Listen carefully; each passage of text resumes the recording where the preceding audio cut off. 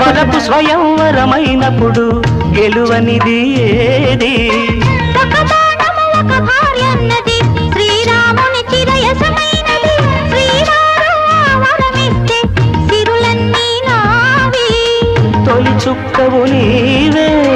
చుక్కానివి నీవే తుదిదాకా నీవే మరు జన్మకు నీవే